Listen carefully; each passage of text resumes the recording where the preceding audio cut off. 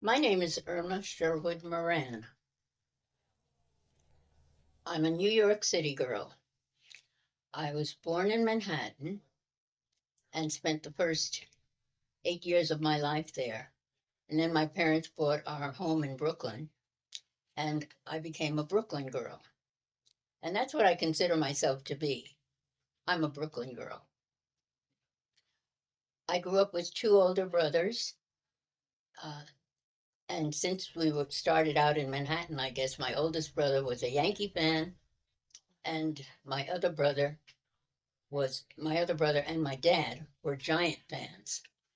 When I was probably about 5 years old, somebody asked me who my team was, and I'd heard about the Dodgers. So I said, "Well, I'm a Dodger fan." I thought they played dodgeball. When we moved to Brooklyn, I learned that the Dodgers did not play dodgeball, and I remained a Dodger fan along with my mom. I went to Prospect Heights High School in Brooklyn. It's a New York City public high school. It was located in the Crown Heights section of Brooklyn, which is where my home was located. It was directly across the street from Prospect Park. Prospect Park was Brooklyn's answer to Manhattan's Central Park. It was a wonderful school. I really loved it. It was a large all-girls school. When I was in the second half of my freshman year, I was placed in an English honors class. The teacher was Alan Rothenberg. After about 3 weeks, Mr. Rothenberg asked me if I would like to be on Scribe. Scribe was the school newspaper. Would I? What could be more grown up and professional than being on the school newspaper? We had a little green press pass, and with the press pass, you were allowed to use the elevator. The elevators were just for faculty and girls who were disabled in any way. But if you were a reporter and had a press pass, you might be on newspaper business, so you could use the elevator. In my sophomore year was 1947. That's a long time ago. Uh, and I had several friends at school who were also big Dodger fans. And we used to go to the Saturday afternoon home games as often as possible. And we had a special section. We sat behind third base so we could look into the Dodgers dugout, and just did that often. Well,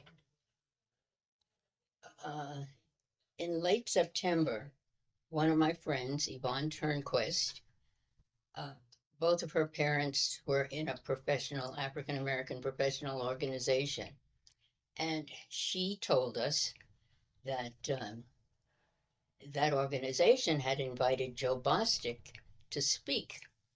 Now, Joe Bostic was the chief sports writer for the New York Amsterdam News, which was New York's African American newspaper. And I said to my friend, I said, "Yvonne, why don't you ask your parents to speak to Joe Bostic and see if he can arrange an interview for us with Jackie Robinson?" And she said, well, she didn't think that that would ever happen. I said, "Listen, nothing ventured, nothing gained. Talk to your parents." And so she did. And so Joe Bostic spoke to Jackie Robinson, told him these little high school girls would like to interview him, and he agreed. So our interview was set up. By this time, it was the end of the season, and the only time available was the day before the start of the 1947 World Series. Jackie's first year, and of course his first series. And Joe Bostic said when the series ended, no matter how it ended, he knew that Jackie would not be available. So he set it up for that day. Late that afternoon, we went to, Jackie had an apartment in the Bedford-Stuyvesant section of Brooklyn. They had those beautiful, beautiful homes. And we assumed that we would have been greeted by Rachel Robinson, Jackie's wife, but instead we were welcomed by Joe Bostic. He ushered us into the living room. There were about 4 or 5 other gentlemen there. We assumed they were all sports writers. And then he knocked on an office door, and that's where Jackie was. We went in, and of course, as I said, we were really nervous. I think the first line of my article was something about your 3 nervous little scribe reporters. One girl was along as a photographer, Alberta Jackson. Jackie greeted us very warmly and invited us to be seated. The first thing that struck me was how devastatingly handsome he was. Very dark brown complexion, dazzling smile, and just bright eyes. He was gorgeous. We all agreed on that. He tried to put us at ease and sat down and started throwing questions at him. That part of it is really kind of vague for me. What I remember is he did not want to talk about really bad things that were happening to him. We knew all about that. He did tell us that St. Louis and Philadelphia were the worst places for him to play, the fans and the players. In my opinion, the only good person on the St. Louis team was Stan Musial. He was a good guy. Jack said he felt the warmth and support of the Brooklyn fans very, very much. He said especially the kids were so enthusiastic and, after him for autographs and everything like that. He said he was sure that there were people in Brooklyn who were not happy about his presence, but he said that the overwhelming support undoubtedly kept them quiet.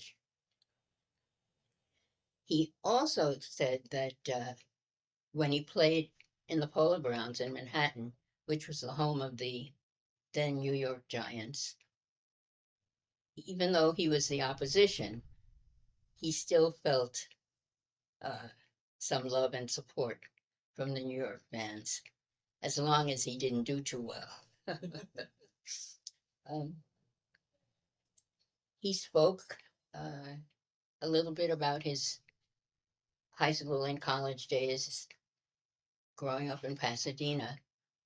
And of course, the happiest moments were when he was speaking about his beloved Rachel. He said that there was no way that he could have survived without her love and support. And of course, he was also thrilled with his new baby boy, Jackie Jr. When we finished the interview, Jackie turned the tables on us and asked us some questions, that asked us to tell him some things about ourselves. Alberta told him that her godfather had also gone to UCLA. And at that time of my life, I thought I wanted to be a physician. And I told him that that was my goal. And he said I should hurry up and get through med school in case he got hurt. Maybe I could come and take care of him. uh, it was just the most exciting, wonderful experience of my life at that time, certainly. Uh, I finished up at Prospect Heights High School and went on to college. I graduated from St. John's University and became a school teacher, taught in Brooklyn and for a few years. And then I went to work in the government oversees teaching the dependent school system. And I taught for the Air Force. And my first year was in Japan. And then I went on to London and Germany. I was at Han Air Base in Germany. When I returned home, because I didn't really want to make overseas teaching a career, I went back to grad school and got a degree in psychiatric social work. And I spent my social work career in the fields of foster care and adoption, which I really, really enjoyed, especially when the society opened up and discovered that all children, regardless of race, were adoptable, and also discovered that older children were adoptable. I placed young teenagers for adoption, and it was a wonderful experience. My husband, who was also a psychiatric social worker, his name was Bob Moran. We retired and moved out here to beautiful Tucson. We lived in Sun City. I was there for about 15 years. Sadly, I lost my husband in 2004. And 13 years ago, I moved to Brookdale, which is a senior living community, and it's a lovely community. I've been very happy here, and I hope to be here for maybe another couple of years. What was the process you used in writing about Jackie Robinson? After you did your interview, you went back. Did you write it at school, or did you write it at home? What did you tell your parents? Oh, what was yeah, your I told experience? everybody. Well, I probably started writing it at home, but I really don't remember. But I wrote it up right away and turned it in. And Mr. Rothenberg and his wife and I became lifelong friends. I forgot about that. Yeah. Um, I started babysitting for them after I graduated from high school. And I became more or less their regular babysitter, especially on Friday nights. And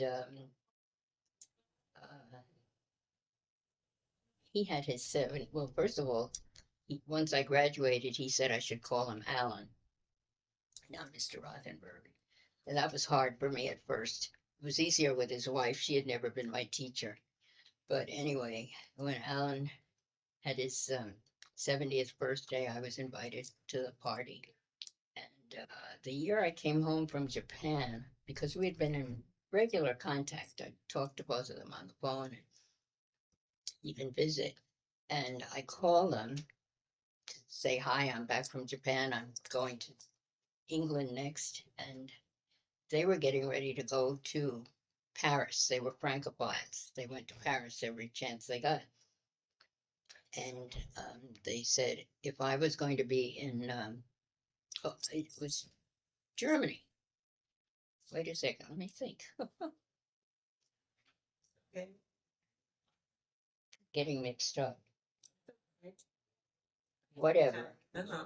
I was going to be in Europe uh, at the time of Labor Day, and they invited me to come as their guest to their hotel and spend Labor Day holiday with them. Well, as it turned out, the social director for the military guys planned a trip to Paris that weekend. So I went with them, and my expenses included my meals and my hotel, not meals, my hotel. So when I got there, I called them and told them I was the hotel I was at. They came and picked me up the next morning, took me, we went to breakfast, and they took me sightseeing because they knew the city. And spent the whole day together. We had breakfast, lunch, dinner, and then they took me back to my hotel. And as I said, we visited. They came to my parents' home on New Year's Eve. Yeah, and so we were lifelong friends. Of course, they're both gone now, but sorry I forgot that.